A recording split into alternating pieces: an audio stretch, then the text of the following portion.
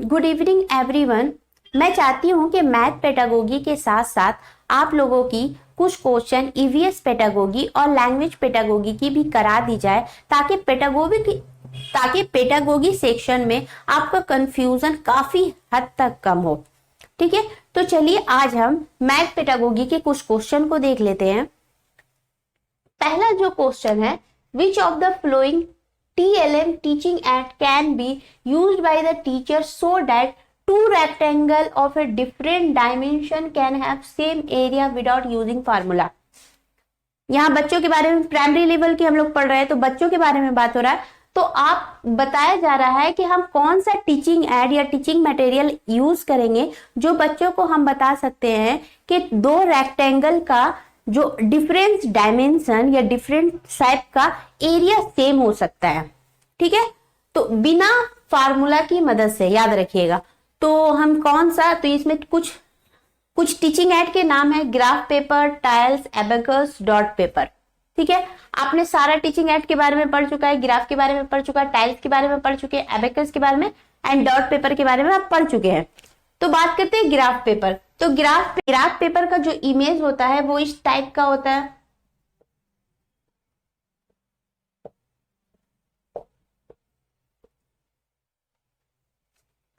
इस टाइप का graph paper का इमेज होता है। तो हम इसमें से बच्चा को ये बता सकते हैं कि ये रेक्टेंगल, 3 खाना ले लीजिए इधर से, ये रेक्टेंगल जो है इस रेक्टेंगल का एरिया का बराबर हो सकता है। क्यों? डायमेंशन तो एक रेक्टेंगल आपका इस शेप का है और एक रेक्टेंगल आपका इस शेप का है। तो हम क्या कर सकते हैं, ग्राफ की मदद से बता सकते हैं। टाइल्स, आपके घर में जो टाइल्स होते हैं जो 1 फीट 2 फीट, तो उसकी मदद से भी तो बताया जा सकता है। 1.5 फीट देखते होंगे टाइल्स लगा हुआ रहता है, इस तरीका से टाइल्स लगा हुआ रहता है। तो हम क्या कर सकते हैं, डायमेंशन बता सकते हैं, इस तरीका से एरिया बता सकते हैं। एक टाइल्स को इस साइड से ले सकते हैं, एक टाइल्स को इस साइड से ले सकते हैं। या टीचिंग एड में जो टेसेलेशन दिया हुआ है जिसे टाइलिंग्स भी कहा जाता है, उसके जरिए भी हम क्या कर सकते हैं, बता सकते हैं। तो ये भी सही है। दूसरा है एबेकस। एबेकस में जो बीड्स होता है, आपने देखा है एबेकस का शेप। ठीक है, एबेकस में बीट से हम क्या करते हैं, फास्ट कैलकुलेशन कर सकते हैं, जैसे कि एडिशन, सब्सट्रैक्शन, मल्टीप्लिकेशन। तो वो क्या कर सकते हैं, तो इससे क्या कर सकते हैं, हम एरिया को डिफाइन नहीं कर सकते हैं। डॉट पेपर, आपने डॉट पेपर का इमेज देखा होगा। Dot paper this type,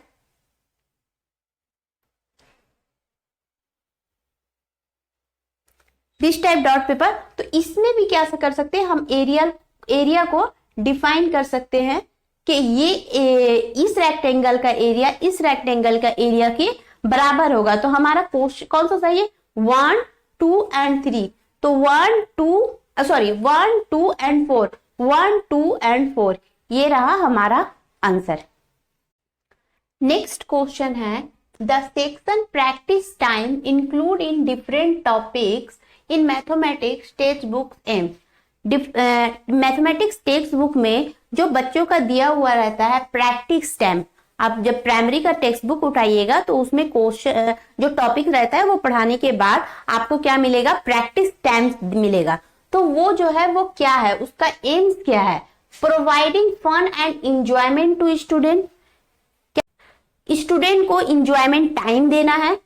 ensuring better utilization of time, time का जो है बेटर यूटिलाइजेशन करना है। प्रोवाइडिंग एक्सटेंड लर्निंग अपॉर्चुनिटीज, क्या करना है, जो लर्निंग अपॉर्चुनिटीज है उसको क्या करना है, बढ़ाना है। या having change in everyday routine, जो डेली का उसका रूटीन है उसमें कुछ चेंजिंग लाना है।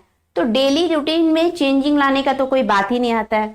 बात करते हैं प्रोवाइडिंग फन एंड एंजॉयमेंट, अगर हम उसे प्रैक्टिस करवा रहे हैं तो किस तरीके से फन एंड एंजॉयमेंट हुआ है, तो वो तो होगा भी नहीं। Ensuring better utilization of time, क्या टाइम का बेटर यूटिलाइज हो रहा है, तो वो बचा हुआ टाइम थोड़ी ना है जो बेटर यूटिलाइज होगा।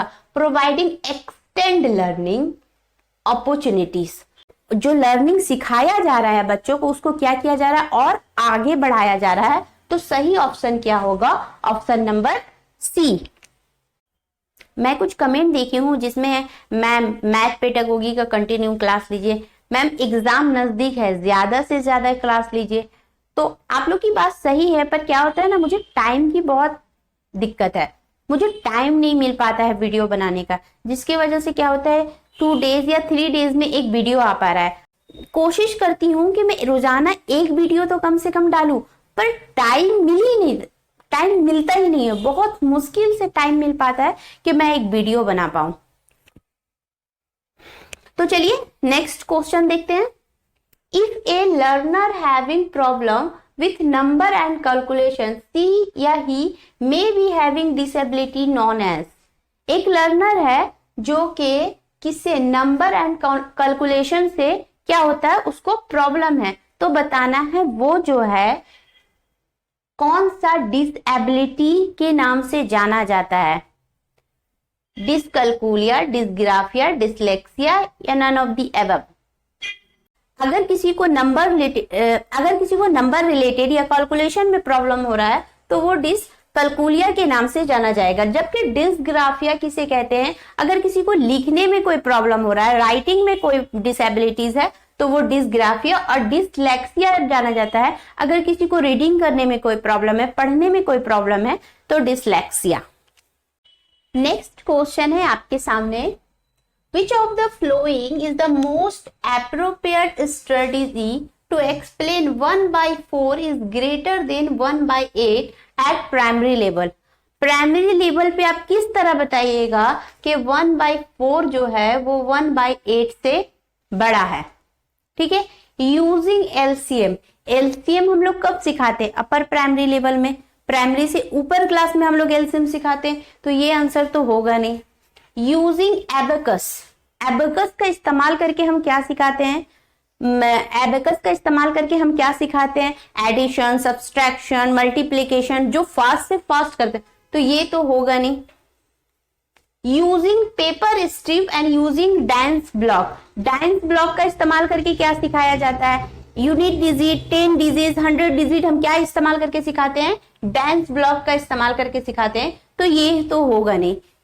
एक काम करते हैं, 10 क्वेश्चन कंप्लीट होने के बाद हम कुछ टीएलएम जो है आपको दिखाते हैं जो मैथ में यूज किया जाता है, जिससे आपका एग्जाम में अक्सर क्वेश्चन देखने को मिलता है। तो ऑप्शन सी क्या है, यूजिंग पेपर स्ट्रिप।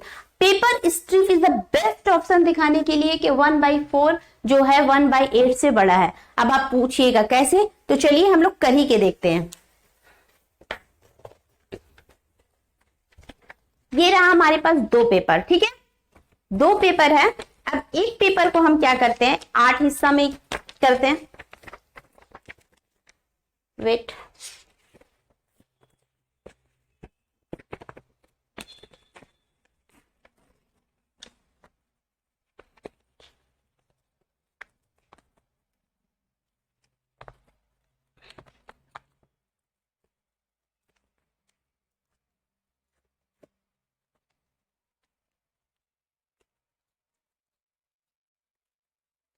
ये हो गया हमारे 8 हिस्सा में। देखिए 1 2 3 4 5 6 7 8, ये हो गया हमारे 8 हिस्सा में।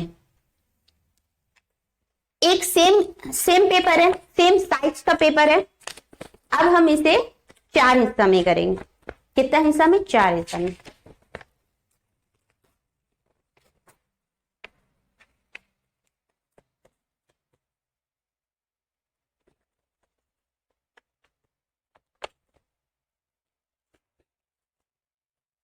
एक 2 3 4, 4 हिस्सा में हो गया। अब जो 8 हिस्सा का एक पेपर उठाएंगे और 4 हिस्सा का, कौन सा पेपर का साइज बड़ा है, जिसे हमने 4 हिस्सा किया है उसका साइज बड़ा है। तो इस तरीके से हम पेपर स्ट्रिप की मदद से बता सकते हैं कि ये जो 4 है 1/4 1/8 से बड़ा होगा। अब समझ में आया कि अगर हम ग्रेटर देन और लेस देन समझाएंगे तो पेपर स्ट्रिप जो है वो बहुत ही अच्छा टीएलएम आपका साबित होगा। नेक्स्ट क्वेश्चन हमारा है, which of the flowing not a mathematical process. Not. ठीक है, एग्जाम में नॉट जो है आप जरूर देख लीजिएगा कि नॉट पूछ रहा है या नहीं पूछ रहा है, जिससे आपका क्वेश्चन जो है ना, काफी हद तक लोग क्या करते हैं, नॉट देखते नहीं और जो करेक्ट है वो मार के आ जाते हैं। तो पहला है विजुअलाइजेशन, दूसरा है मेमोराइजेशन, तीसरा है एस्टिमेशन और चौथा है ट्रांसपोजिशन। बहुत कोई को इन दोनों का माने भी नहीं पता होगा। एस्टिमेशन मतलब होता है चेंज इन वैल्यू, वैल्यू में जो चेंजिंग आता है उसे एस्टिमेशन कहते हैं, और प्लेस वैल्यू में जो चेंजिंग आता है उसे हम ट्रांसपोजिशन कहते हैं। ठीक है, तो अक्सर आप एग्जाम में क्वेश्चन देखते होंगे जिसमें मैथमेटिक्स, स्पेशली मैथमेटिक्स में देखें जो वैल्यू में चेंजिंग आता ही आता है, तो एस्टिमेशन जो है वो मैथमेटिक्स का हिस्सा है। ट्रांसपोजिशन भी है, प्लेस वैल्यू में भी चेंजेस देखने को क्वेश्चन मिलता है, तो ट्रांसपोजिशन भी एक क्या है, मैथमेटिक्स का हिस्सा है। बात करते हैं विजुअलाइजेशन और मेमोराइजेशन का। तो विजुअलाइजेशन जो है ऑब्वियसली मैथमेटिक्स का हिस्सा है। अगर आप रेक्टेंगल का शेप को, ट्राइंगल का शेप को नहीं देखेंगे, बच्चा लोग को अगर नहीं बताया जाए कि ये रेक्टेंगल है या फिर ये स्क्वायर है, ये ट्राइंगल है, ये स्क्वायर है, ये रेक्टेंगल है, अगर नहीं बताया जाए तो वो विजुअलाइज नहीं करे तो वो सीखेंगे कैसे। तो विजुअलाइजेशन तो मोस्ट इंपॉर्टेंट पार्ट है मैथमेटिक्स का। बात करते हैं मेमोराइजेशन की, तो मेमोराइजेशन जो है मैथमेटिक्स का पार्ट नहीं है। अगर हम बच्चों को सिखाते 2 + 2 = 4 होगा और बच्चा इसे याद कर ले और एग्जाम में क्वेश्चन आ जाए 3 + 1 = कितना होगा, 4 अगर ऑप्शन में हो तो वो 4 टिक नहीं करेगा, क्योंकि उसने क्या मेमोराइज किया है, क्या उसने याद किया है, उसने याद किया है 2 + 2 = 4 होते हैं। उसने उस चीज को समझा नहीं है बल्कि उसको याद कर लिया है। तो मेमोराइजेशन जो है वो कभी भी मैथ का पार्ट नहीं होगा। नेक्स्ट क्वेश्चन है, which of the topics are not a part of primary education. कौन सा टॉपिक है जो प्राइमरी एजुकेशन का पार्ट नहीं है। ये क्वेश्चन बहुत बार एग्जाम में पूछा जा चुका है, इसलिए आपके लिए बहुत ज्यादा इंपॉर्टेंट है। टेसिलेशन, सिमेट्री, रेशियो या पैटर्न। रेशियो जो है प्राइमरी लेवल पर नहीं पढ़ाया जाता है, वो आपके अपर प्राइमरी लेवल पे पढ़ाया जाता है, जबकि टेसिलेशन, सिमेट्री और पैटर्न को प्राइमरी लेवल पे पढ़ाया जाता है। ये हम लोग ऑलरेडी पढ़ चुके हैं। नेक्स्ट क्वेश्चन है आपके सामने, when asked to write 44, some student of grade 2 wrote 404 as a teacher, how will you address this. कहा गया कि आप 44 लिखिए, तो बहुत सारे क्लास 2 के स्टूडेंट ने क्या किया है, 404 लिखा है। तो एज ए टीचर, अगर आप टीचर है तो क्या करेंगे, correct their answer in their copies. अगर कॉपीज में किसी आंसर को करेक्ट करने के बाद आ जाता है तो वो wrong. Explain principle of exchange using concrete material, हो सकता है। Group them with those who done it correctly, जिसने करेक्ट बनाया है उसके साथ क्या ग्रुप बना देंगे। Tell them to find out the correct answer, उसे कहेंगे कि क्या करो, करेक्ट आंसर को खोजो। अगर वो करेक्ट आंसर को खोज पाता तो आंसर गलत ही क्यों करता। Explain principle of exchange using the concrete, ऐसे कॉन्क्रीट मटेरियल का आप यूज करेंगे जिससे आप उसको यूनिट डिजिट, 10 डिजिट का क्या फर्क समझा पाए, एक्सचेंज वैल्यू को समझा पाए, तो वो यूज करेंगे। ग्रुप देम या फिर ग्रुप बना देंगे उस स्टूडेंट के साथ जिसने करेक्ट किया है। तो ये तो इससे ज्यादा बेस्ट आंसर आपका क्या हो जाएगा, बी। अगर ये कुछ नेगेटिव रहता तो ये आपका आंसर होता, लेकिन इससे ज्यादा बेस्ट आंसर आपका क्या हो जाएगा, क्योंकि अगर हम उसको कॉन्क्रीट चीजों से एक्सचेंज वैल्यू को समझाएंगे तो बच्चों को क्या होगा, ज्यादा समझ में आएगा। नेक्स्ट क्वेश्चन है, which of the flowing open ended question, open ended question इसमें से कौन सा है। इसमें से आपको बताना है कि ओपन, अब आपको समझना पड़ेगा ओपन एंडेड क्वेश्चन क्या होता है और क्लोज एंडेड क्वेश्चन क्या होता है। ओपन एंडेड क्वेश्चन जिसके मल्टीपल आंसर हो सकते हैं, क्लोज एंडेड क्वेश्चन जिसके सिर्फ वन आंसर, यस या नो, ट्रू या फॉल्स, या मल्टी चॉइस क्वेश्चन जिसका हम सिर्फ एक आंसर दे सकते हैं, वो आपका क्या हो जाएगा, क्लोज एंडेड क्वेश्चन हो जाएगा। जबकि मल्टीपल आंसर दे पाए वो open ended question. Find the value of 3 × 12, 3 × 12 का अगर आप वैल्यू बताइएगा ये क्या हो जाएगा, क्लोज एंडेड क्वेश्चन हो जाएगा, क्योंकि इसका हम एक ही आंसर दे सकते हैं। फाइंड द वैल्यू ऑफ, अगर आप इसका वैल्यू निकालिएगा तो एक ही आंसर आएगा, ढेर सारा मल्टीपल आंसर तो नहीं आ सकता है, 3 भी आ जाए, 4 भी आ जाए, 5 भी आ जाए, तो इस तरीके से तो आंसर नहीं आ पाएगा। तो ये क्या हो जाएगा, क्लोज एंडेड क्वेश्चन। देखते हैं, right any 2 number their product is 45। ठीक है, ऐसा कोई नंबर आपको बताना है जिसका प्रोडक्ट जो है 45 आ, तो इसका क्या हो सकता है, आपका मल्टीपल आंसर आ सकता है। 15 इंटू 3, 9 इंटू 5, 5 इंटू 9, 3 इंटू 15। तो इस तरीके से क्या हो सकता है, इसका जो हो सकता है मल्टीपल आंसर आ सकता है। तो ये आपका क्या हो जाएगा, open ended question. What is the 2 dozen banana price, what is the price होगा यहाँ पे, price of 2 dozen banana if 1 banana price is 3 rupees. अगर एक बनाना का प्राइस आपका 3 रुपए दिया हुआ है तो 2 डजन बनाना का प्राइस क्या होगा, तो जितना भी आएगा वो आपका क्या होगा, एक ही आंसर होगा, मल्टीपल तो आंसर हो नहीं सकता है। तो ये आपका क्या हो जाएगा, क्लोज एंडेड क्वेश्चन हो जाएगा। तो हमारा आंसर क्या हो जाएगा, C, right any 2 number their product is 45। ये हमारा क्या है, ओपन एंडेड क्वेश्चन है। नेक्स्ट क्वेश्चन है आपका, which teaching material is best for geometry at primary level. Primary level पे अगर हम ज्योमेट्री पढ़ा रहे हैं तो कौन सा टीचिंग मटेरियल बेस्ट होगा, abacus, geoboard, Dienes block, graph paper. एक काम करते हैं, हम लोग टीचिंग मटेरियल मैथमेटिक्स का देख लेते हैं, उसके बाद ही हम इसका आंसर आप लोग से पूछेंगे कि क्या होगा। इसका आंसर मैं आप लोग को नहीं देने वाली, इसका आंसर आपको खुद बताना है। बात करते हैं मैथमेटिक्स की, टीएलएम की, टीचिंग लर्निंग मटेरियल की। तो आपके सामने 2 इमेज दिया हुआ है। पहला जो इमेज है वो आपके सामने जियो बोर्ड का है और दूसरा जो इमेज है वो आपके सामने एबेकस का है। सबसे पहले हम बात करते हैं जियो बोर्ड की। जियो बोर्ड जो कि क्या है, स्क्वायर शेप में है, जिसमें बहुत सारे कीले लगे हुए हैं, काटी लगे हुए हैं, जो भी आप चाहे बोल सकते हैं, स्टिक लगे हुए हैं, जो भी जिसपे हम क्या करते हैं, रबड़ की मदद से ज्योमेट्री के डायग्राम को बना सकते हैं। ट्रायंगल बना सकते हैं, स्क्वायर बना सकते हैं, रेक्टेंगल, यानी कि रबड़ को मूव करके हम ज्योमेट्री के बहुत सारे शेप को क्या कर सकते हैं, बना सकते हैं। दूसरा जो टीएलएम है वो क्या है, हमारा एबेकस है। एबेकस की मदद से हम बहुत तेजी से कैलकुलेशन कर पाते हैं, एडिशन कर पाते हैं, सब्सट्रैक्शन, मल्टीप्लिकेशन सब क्या है, बहुत तेजी से हो सकता है, क्योंकि हमारा जो एबेकस है उसका डिजिट जो है, first digit, unit digit, 10 digit वो बता हुआ है। अगर हमें यूनिट डिजिट करना है तो हम फर्स्ट वाला मूव करेंगे, 10 डिजिट तो सेकंड वाला। उस तरीके से क्या है, हम बहुत तेजी से क्या कर सकते हैं, कैलकुलेशन को सिखा सकते हैं। चलते हैं नेक्स्ट टीएलएम की तरफ। नेक्स्ट जो टीचिंग लर्निंग मटेरियल है आपके सामने वो है डांस ब्लॉक। डांस ब्लॉक में आप देख सकते हैं पहला जो डिजिट है आपके सामने वो क्या है, डांस ब्लॉक में आप देख सकते हैं पहला जो दिया हुआ है वो क्यूब के शक्ल में, वो एक क्यूब दिया हुआ है। तो वो क्या है हमारा, एक क्यूब दिया हुआ है, तो वो क्या है हमारा 1 डिजिट। एक देख रहे हैं आपका रॉड के शक्ल में, एक के बाद एक क्यूब, दूसरा क्यूब, तीसरा क्यूब रख के 10 क्यूब तक एक लंबा क्या है, स्ट्रक्चर तैयार किया गया है जिसे रॉड कहा जाता है। ये क्या दर्शाता है, ये 10 डिजिट को दर्शाता है। तीसरा नंबर पे आप देख सकते हैं फ्लाइट है, यानी कि 1 से लेके 100 क्यूब लगा करके एक फ्लाइट तैयार किया गया है जो कि हमारे 100 डिजिट को क्या करता है, दर्शाता है। चौथा बात करते हैं जो है 1000 क्यूब की मदद से एक क्या तैयार किया गया है, एक स्क्वायर तैयार किया है।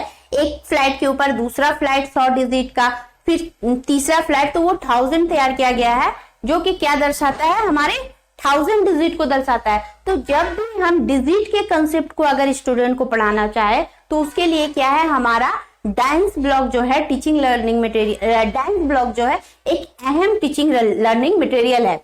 नेक्स्ट है हमारा डॉट पेपर। तो डॉट पेपर से हम क्या कर सकते हैं, एरिया डिफाइन कर सकते हैं। ये बहुत सारा डॉट्स आपको इमेजेस में नजर आ रहा है, तो इससे क्या कर सकते हैं, हम किसी भी ज्योमेट्रिकल शेप की एरिया को बता सकते हैं। फॉर एग्जाम्पल अगर हमें इस स्क्वायर का एरिया को बताना है तो ये स्क्वायर का एरिया जो है आपके इस स्क्वायर के एरिया के बराबर हो सकता है। हम बच्चों को ये समझा, हम यहाँ पे 1 2 3 4 6 डॉट लिए, 1 2 3 4 6 डॉट लिए, तो तो उससे हम क्या समझा सकते हैं कि इस स्क्वायर का एरिया इस स्क्वायर के एरिया के बराबर है।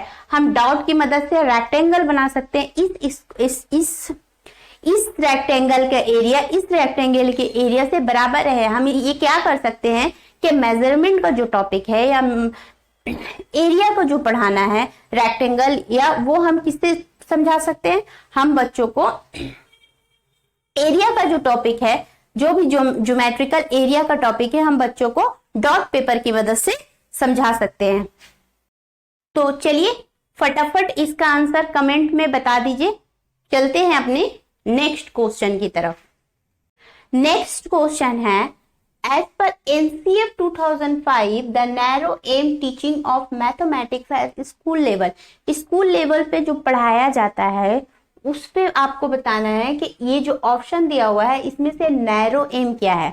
तो आपको पता है 2 एम का बात किया गया, एक नैरो एम और एक ब्रॉड एम। अच्छा, ये नैरो एम और ब्रॉड एम का कॉन्सेप्ट किसने दिया है, तो याद रखिएगा जॉर्ज पोलियर ने इस कॉन्सेप्ट को दिया है। तो चलिए ऑप्शन देखते हैं। To teach daily life problem to linear algebra. अगर हम स्कूल लेवल की बात कर रहे हैं तो लाइनर अलजेब्रा को तो अभी साइड ही रहने दीजिए। टू टीच अलजेब्रा को भी पढ़ाना क्या है। नैरो एम की बात कर रहे हैं तो फिर to teach calculation and measurement हो सकता है। टू डेवलप न्यूमरेसी स्किल, तो सबसे ज्यादा अगर हम न्यूमरेसी स्किल को डेवलप ही नहीं करेंगे तो मेजरमेंट और कैलकुलेशन कहाँ से सीखेंगे, अलजेब्रा तक कहाँ से पहुंचेंगे। तो ये भी आपका गलत, ये भी गलत। सॉरी, क्या होगा answer, to develop numeracy skill. हम क्या करेंगे, न्यूमरेसी स्किल को क्या करेंगे, डेवलप करेंगे, जो कि हमारा जो कि NCF में एक नैरो एम का पार्ट है। तो आज के लिए यहीं तक।